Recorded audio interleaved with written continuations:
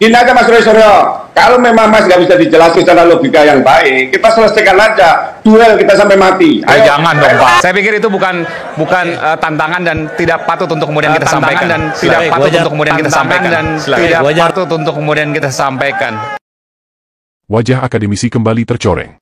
Seorang profesor, mantan rektor, yang seharusnya menjadi teladan akal sehat dan intelektualitas, tiba-tiba berubah bak seorang petarung jalanan, di depan publik dan media nasional mengajak duel sampai mati. Seperti inikah kemampuan intelek seseorang yang katanya memiliki 2 titel sarjana, 2 titel magister dan bahkan meraih profesor hanya dalam waktu 2 bulan sejak pengajuan? Wajah asli Profesor Dr. Paiman Raharjo MM, MSI, terkupas habis di acara debat di media, sampai-sampai seorang pembawa acara harus berkomentar satir. Kata-kata ini tidak pantas diucapkan. Belum pernah terdengar seseorang ditegur pembawa acara di media nasional dengan kata-kata seperti itu. Lalu seberapa beringas seorang profesor siap adu fisik? Simak selengkapnya di channel ini.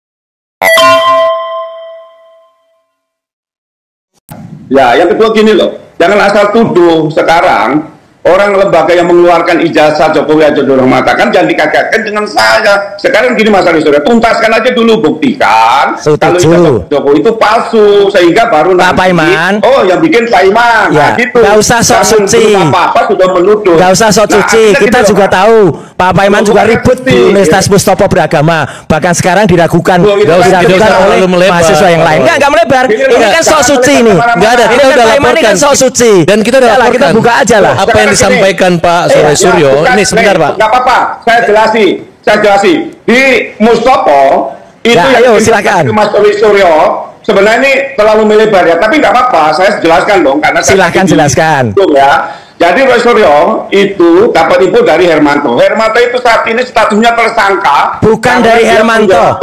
Bukan dari Hermanto, salah Anda salah pilih. Bukan dari Hermanto. Saya dapat dari profesor-profesor di Mustopo, dapat dari seorang perwira juga yang ada di sana, bintang ada di sana. Jadi udah clear. Sekarang gini aja, buktikan aja Mas. Jadi gini, Mas Suryo ini, buktikan aja. Awalnya adalah ijazah, sekarang melebar kemana-mana, gitu ya. Ya silakan. Anda nggak ada hujan, nggak ada angin, katanya nuntut saya.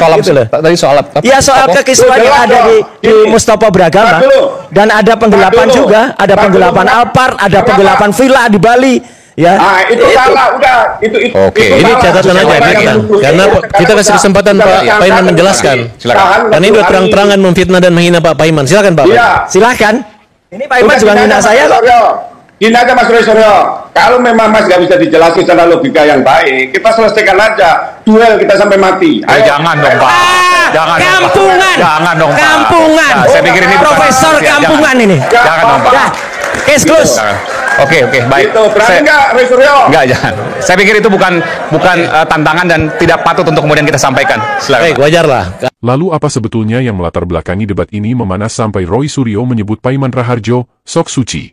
Jika kalian ikuti acara debat ini dari awal, kalian akan menemukan fakta, di mana Paiman yang sebelumnya diberi kesempatan untuk menjelaskan alasan kenapa dirinya melaporkan Roy Suryo dan kawan-kawan ke kepolisian, justru menggunakan kesempatan itu menceritakan kehidupan diri pribadinya, termasuk menyebut dirinya sudah berpuluh-puluh kali gitu loh. Kalau saya menjadi wamen, itu memang saya memiliki kompetensi dan saya, ingat ya teman-teman, saya ini Ketua Umum Relawan dari tahun 2012, 2014, 2019. Seandainya saya mendapatkan ya jabatan itu pun 2023 sampai 2000. Karena relawan itu apa mau sampaikan itu ya? Ya karena saya memang berjuang dan saya memang ketua umum gitu. Saya memiliki anggota lebih dari 3 juta. Saya punya penggaelan, apalagi saya ini seorang pendidik, apalagi saya punya jabatan yang paling tinggi di kampus. Saya itu orang gini loh. Saya ini orang Islam. Saya sudah berpuluh-puluh kali kata dari awal saya bilang mengagumi Mas Roy Suryo, tapi dengan sikap yang seperti ini,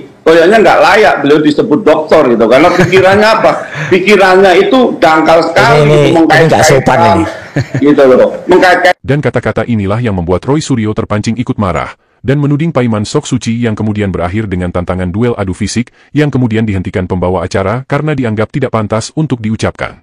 Namun ada satu hal menarik lagi yang terungkap di acara debat ini. Pak Iman sekali lagi membantah ucapannya sendiri ketika dia menyebut tidak punya usaha percetakan. Anda betul punya percetakan di Pasar Pramuka? Jadi gini, saya tidak punya percetakan, tapi saya punya pengetikan. Dan Pengetikan ya, apa tuh, skripsi? Ya, khusus skripsi, zaman itu belum ada. Tahun berapa itu? Pemasukan dokumen palsu belum ada. Tahun berapa, Pak?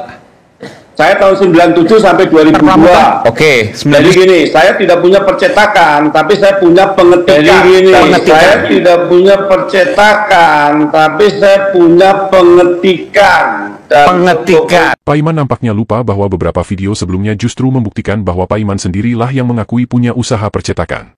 Setidaknya ada 3 video yang kami temukan, video Pak Iman Raharjo yang mengakui bahwa dia punya usaha percetakan. Terkait tuduhan ijazah palsu yang dibuat di Pramuka Pojok Matraman, itu saya pastikan itu tidak benar. Saya memang pernah, yaitu usaha percetakan dan fotokopi dalam rangka saya agar bisa tetap sekolah.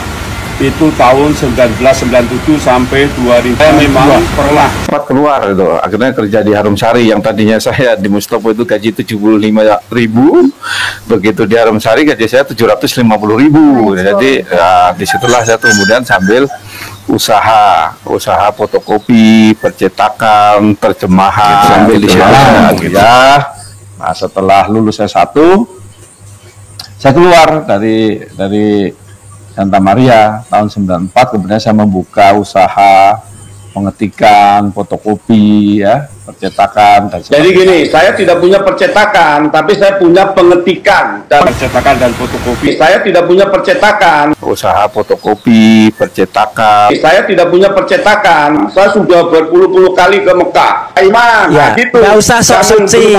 Mengaku seorang profesor, tapi tidak bisa memegang kata-katanya sendiri dan lebih mengedepankan duel adu fisik daripada adu argumentasi. Menurut kalian kata apa yang paling pantas disematkan pada seorang Pak Iman Raharjo?